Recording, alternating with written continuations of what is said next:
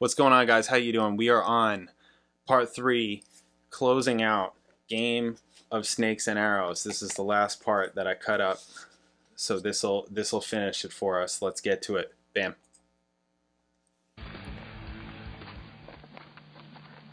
Okay, right about there, guys. Actually, can Al and Ged trade places, please?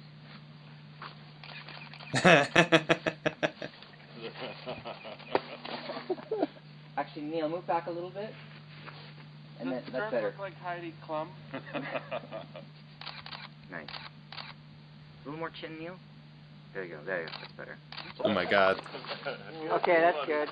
Stop there. Neil, come up just a bit. Stop. Yeah. Oh God. Photos. There we go. Promo.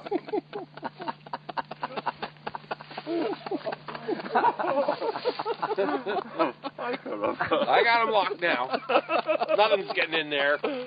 We're not worried. Click away. Stop there, actually. Yeah, let's just, guys, can we do the album shot now? Yeah. Yeah. What the heck? And, yeah, it's perfect right there. Oh my God, that's totally. oh, fuck, that's the best picture. That is the best picture. Just totally making fun of the photographer. you're right. Like, yeah, we could do a better one just like this. Forgot about that. Damn. Oh, now I'm crying.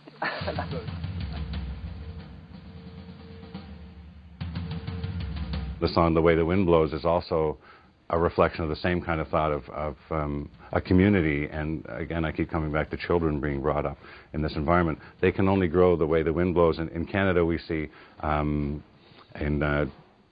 the Great Lakes or in the western coast of Newfoundland, these trees that are just completely trained to the way the wind blows. If the wind blows this way, all the trees grow this way. And I thought of that again as a larger metaphor, that all of us grow up in a certain environment where the wind's blowing a certain direction, and inevitably we get bent that way. So if you want to be different, and if you want to try to survive against that very militant wind, then it's, again, the stone in the river. You might have to roll a bit, and you might get some rough edges brushed off. And the trees, you know, in the wind, they have to learn to bend a little bit. And flowers in the desert, they're in such a hostile environment that they can only bloom at night because it's the only time it's safe. These are the kind of ways that I thought that's how you can still be you and still not have to be hypocritical, but at the same time not have to stand up with your little pencil against an army of swords. I got a couple ideas for you. We completed the whole track. The drum track was done. It was comped. We listened down to it, you know, maybe 3 or 4 times. Something about it just, there was just an energy that was missing from it still, and it just felt like it was in the drums. It was more of a slower, pounding type of drum thing. We've been working on it through pre-production among ourselves, and then when Nick was up there. And then suddenly when we got into the studio, we started to record it, and I was playing the parts that I had worked out. And Nick said, "Curious to hear." I'm real curious about hearing the verse played a different way. And I'm not sure what yet, but I kind of feel like it's too down. It's too slow. It's too It feels like it's dragging. You hear how he's talking? The bigness of the guitars and the bass. And just started talking about the verses. Yeah. And there are 4 verses on that, each of which I had given a different treatment in my version, but he didn't think they were intense enough. So again, he started his bop-a-da-boom, do-bop-a-da-boom, do-boom, bop-a-boosh description of what I should play. And I'm sitting there like, I'm going to come up with 4 complete verses, each of them different, right now while we're recording the song. So this is a headache of massive proportions, especially for a drummer like I am, who tends to be more compositional than improvisational when it comes to recording. I like to combine the two, but I lean towards composition, and add a little improvisation is really my chosen balance of that chemistry. So of course, I want to please him, and he's given me a challenge. And again, he's saying, well, I wouldn't ask if I didn't think you could do it. If anybody can do it, you can. It was done. You know, the guy had been playing drums for 3 hours already. It was finished, you know, but still, at Just didn't work. This stage of the game and making records and everything, it was nothing for him to go back in and say, okay, you're right, it can be better. Let's see what else we got. What else can we do? Yeah, that's great. So just 4 new verses then? Yeah. That's all. So I racked my brains out and went out there and just started flailing my way through it, and with his encouragement, say, yeah, almost there, almost there. And again, this is on the day, you know, after working on the song for months and having some kind of a picture in my mind of how it's going to be. But it's undeniably transformed it into something of an incredibly greater elevation of intensity and excitement. Yeah, you got to push yourself. More to the especially point, if the producer is what saying those verses should have been.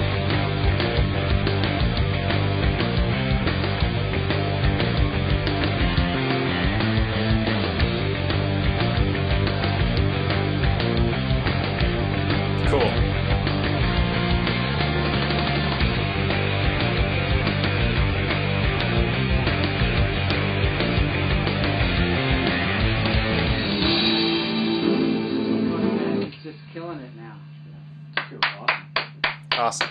Woo! Yeah, great. It's going to be great, man. Yeah, awesome. People are sometimes amused to find out the idea that drumming is actually painful. But the fact is that you're hitting something as hard as you can, and that thing is not moving. Right. So yeah, it's full body motion. I mean, I swim all the joints, time, cross-country ski, bicycling, all those things. Yeah.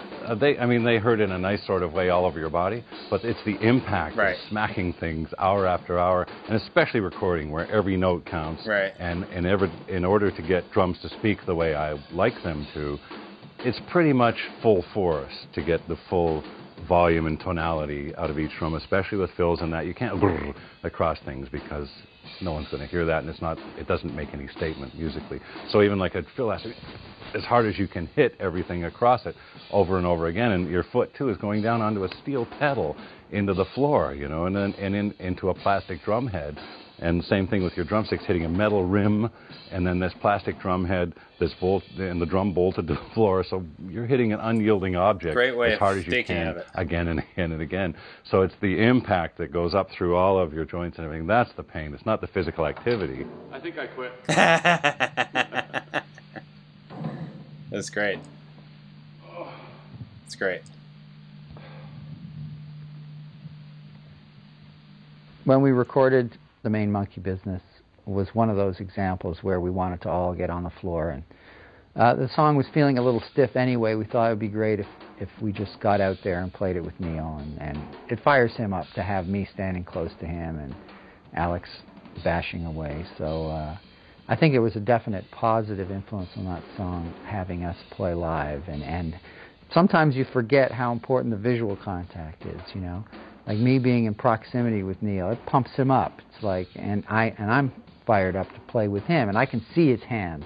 So if he's improvising on some little moment, and he's going to go to hit that drum at that time, I can go there with him, and sometimes you get a great spontaneous, you know, boost to that part of the song. So the visual thing is something that we sometimes take for granted and we forget about, but it can be a really important part of the recording process.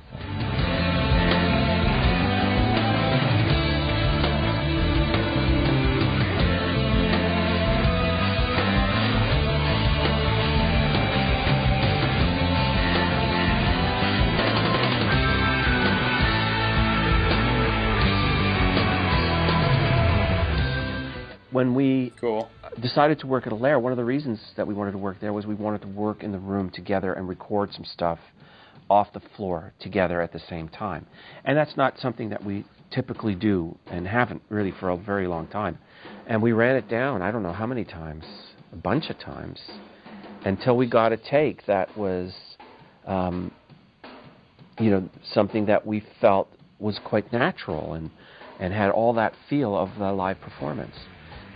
The whole idea was to capture that performance and build on that performance. Right. That's great. I mean, I love that kind of recording. I'm down with it. It's always better. I mean, especially for a band. Really.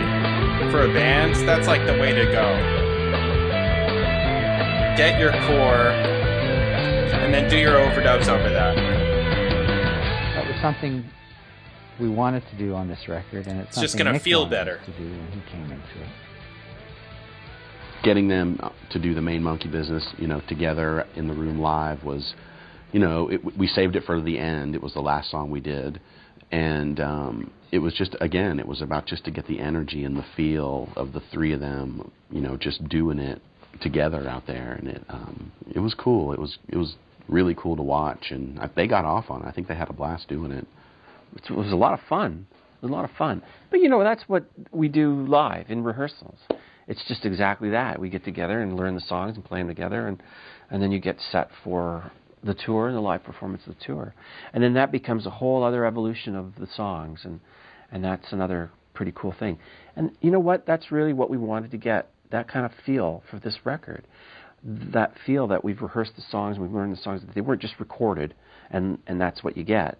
You know, these are songs that have had a chance to live and to grow.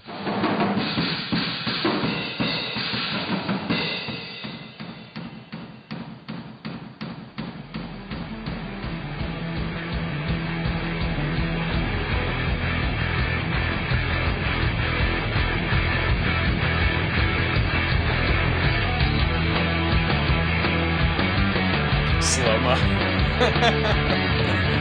Oh, man.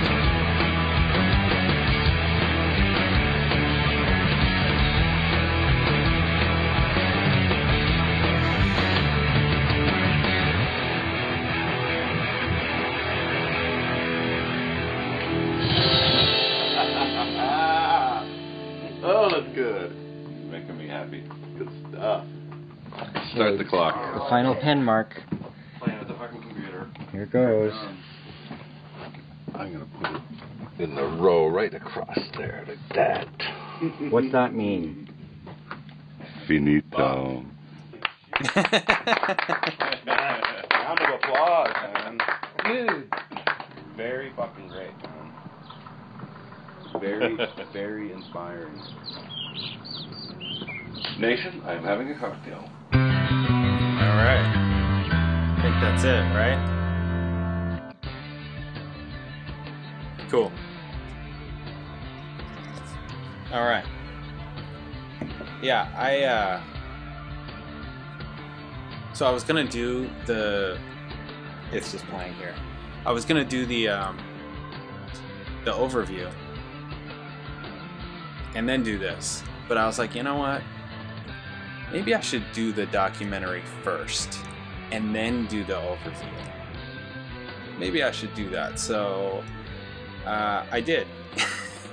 And we're done with the documentary now. It's cool. I like all this kind of thing, seeing the behind the scenes. It always makes me want to, you know, it makes you wish that there were certain moments that they played longer in the video. Meaning I would have loved to hear more of that conversation between Neil and Nick about The Way the Wind Blows. Because that's like just how Nick is talking to Neil about doing it. The words that he's using, I would have loved to hear way more of that. Because I feel like I can connect to that.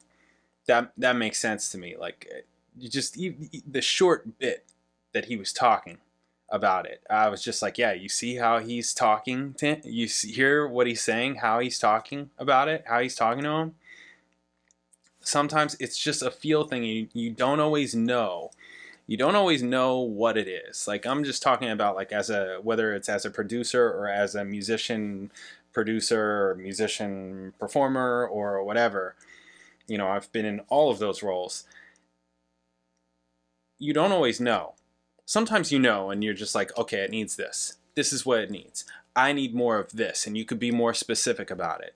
And other times, you need to maybe say it, depending on who it is, you need to say it in a certain way that they can understand. Where you can, because all you're trying to do is just get the performance out of them, right? And that requires whatever they need in order for them to give you what you need, which is for everybody. Does that make sense? And then sometimes you're listening to it back and you're just like, it's fine, but it's not great. And we can make it great. How do we make it great? We need to keep going. We need to try different things. We need to experiment with different things. We need to think outside the box. We need to just go back and play it, but don't just specifically play what you've been playing. Do something else. Try playing more notes. Try taking away notes. Try, you know, and then you're just rattling off possibilities. whatever it is. Sometimes things can be specific where it's like, okay, it just needs more, it needs to be denser, so play more, or whatever it is. So that was really cool. Yeah, that kind of moment was really cool. That's what I'm saying about this in terms of making. I really like these kinds of documentaries, these kind of behind the scenes things, but it makes you want to, or at least me, it makes me want to microscope even more specific moments. Like, oh, I wish that they would have recorded more of this and put, or they probably did, and just put more of it in so I can see more of this moment. That's really cool. Yeah, I like all of that. It was cool. It definitely gave me more of an appreciation of main monkey business, for sure. That whole recording live, I'm all about that. I think that's the way to go. For a band specifically, that's the way to go. Get in a room, record as much as it, like, just record the song. Just everybody, if there's 3 of you, all 3 of you in the room, record.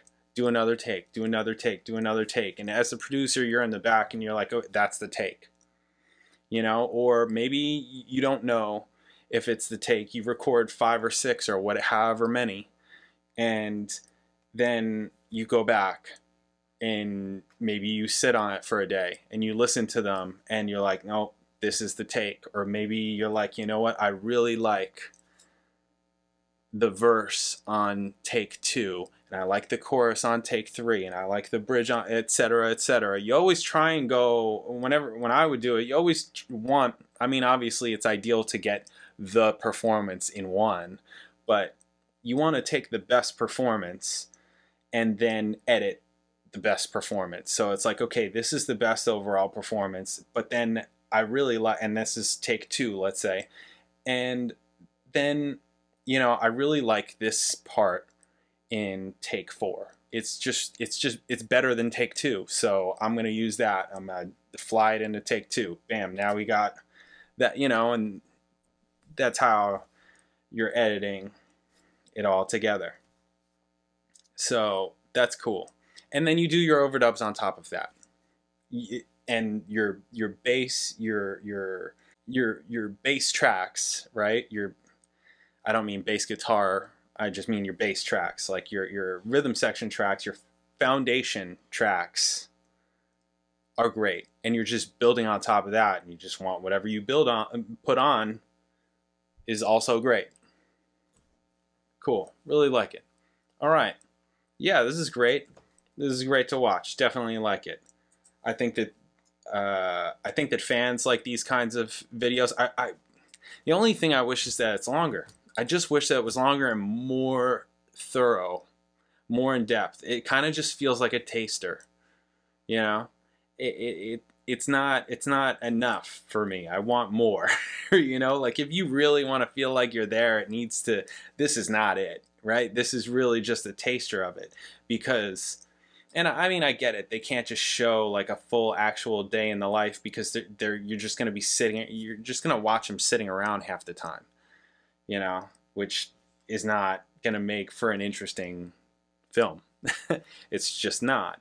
But, so I get it. But you're doing this over the course of how many weeks did they say they did it? 5 weeks or something like that? I don't remember. Was it 8? I don't remember what they said. But that's a lot of footage also. That's a lot of footage to like condense down into 45 minutes. I don't know. I wish it was, you know, 2.5 hours.